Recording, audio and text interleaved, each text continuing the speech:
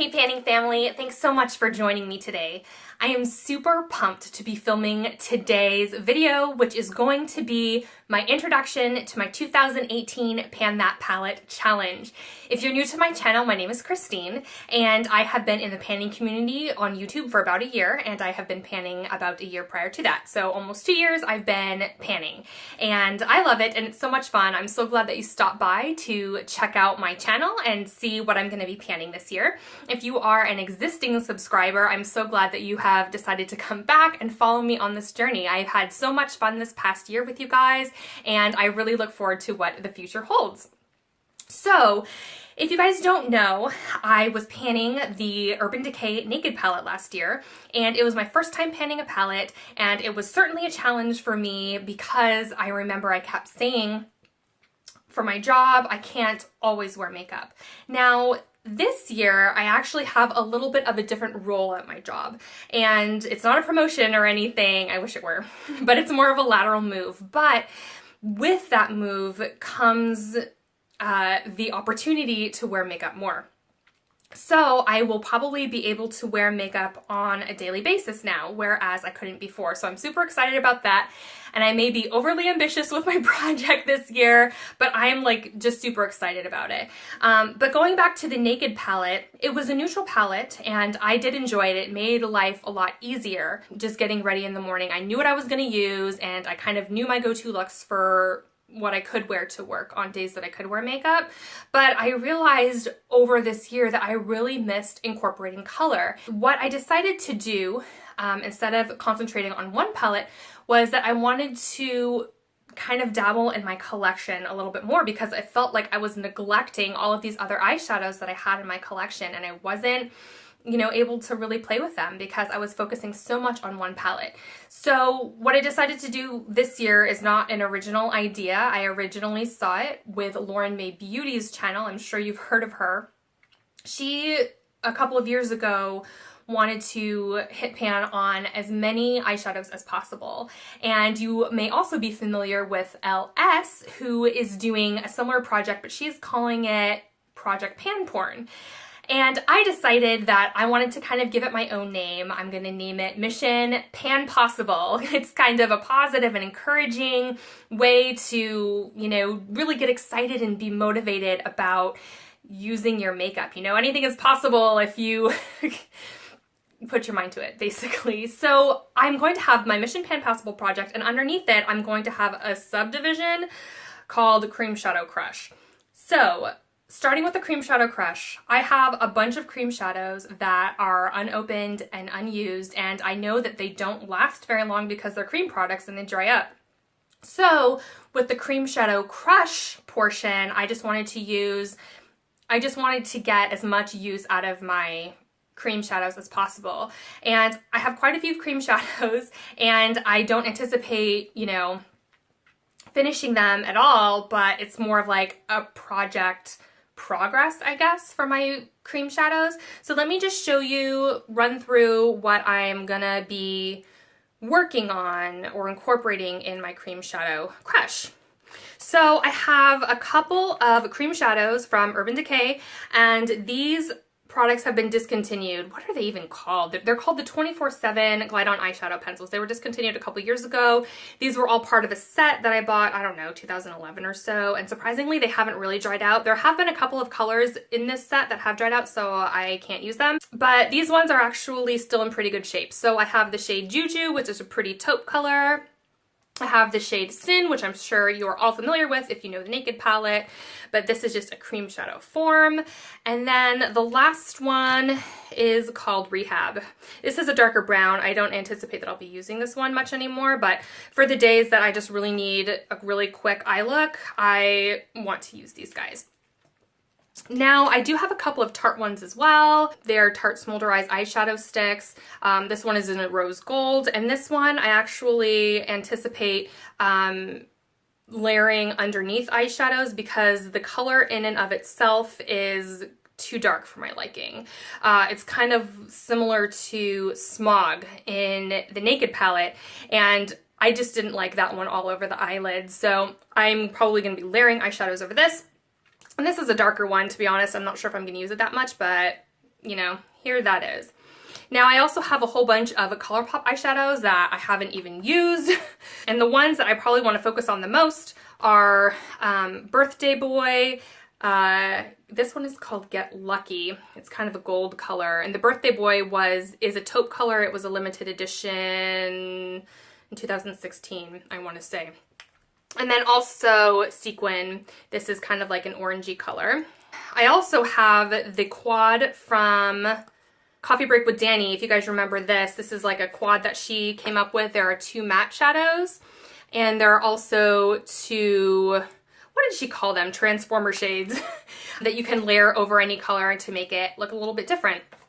So those are probably the shadows that I would be gravitating toward every day, because in my line of work, it is a more professional environment, and so I will probably be wearing the neutral colors more frequently. But I also do have a couple of colors that I can play with if I want to do so. So I have a green called Empire, a purple called Dare, and then I have one from the My Little Pony collection, and I really apologize for the reflection, but I don't really want to open them at the moment. But this is from the My Little Pony collection, and it's called Sunbeam. So those are some colors that I hope to play with a little bit this year. So that is all for my cream shadow crush portion of Mission Pan Possible. Now, the palettes that I will be incorporating into my Mission Pan Possible project are going to be some items from Kat Von D. And let me just give you an overview of what I am going to incorporate, and then I'll open up the palettes so you can see the shades. The first one is a Kat Von D Ludwig palette. The second is a Kat Von D Memento Mori palette. And the third palette is the Kat Von D Spellbinding eyeshadow book. Now, let me just start off by saying that this is downright terrifying to me, that I'm going to be panning shadows that are limited edition or discontinued that I will not be able to get again. But the reality is that these eyeshadows are already pretty old. The Spellbinding eyeshadow book is 4 years old. It was released holiday 2013, and these 2 palettes were released 2009 or 10. I know I picked them up in 2010, but I can't remember their exact release date. But I really want to challenge myself to kind of get over the fear of keeping things pristine and kind of changing my mindset in that things that are used are loved. And I really did enjoy using these eyeshadow palettes. I mean, I've only used them. I mean, I've used each one less than 10 times, and this one I've probably only used twice. And I am also going to incorporate my Urban Decay Naked Basics palette, because most of the shadows in here are actually shimmery. So I definitely need matte colors. So this is going to be the staple, or the glue that's keeping all this together. This is what my palette looks like now. I have been working on Foxy and Walk of Shame this year with my Naked palette because I really wanted matte brow bone highlights. So I do have pan and Walk of Shame, but it's really not very much.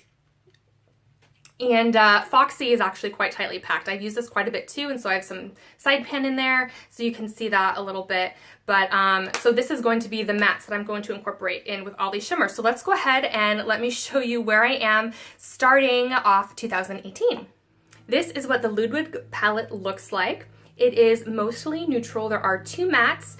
This one shade called Leather on the end, it's a brown matte, and then this one shade on the end, it is a black matte called Lucifer. The rest are shimmer shades.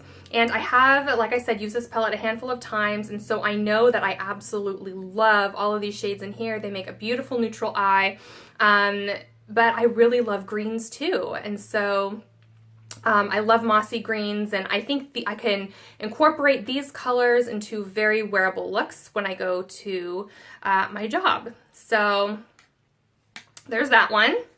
The Memento Mori palette is something that I'm probably going to incorporate more in the springtime. I can use this darker shade probably more in the winter. It's called Hard Luck, and it's very similar actually to Orby in the other palette. You remember those greens that were over here? It's very similar to it seems, but it's a little bit more blue in tone.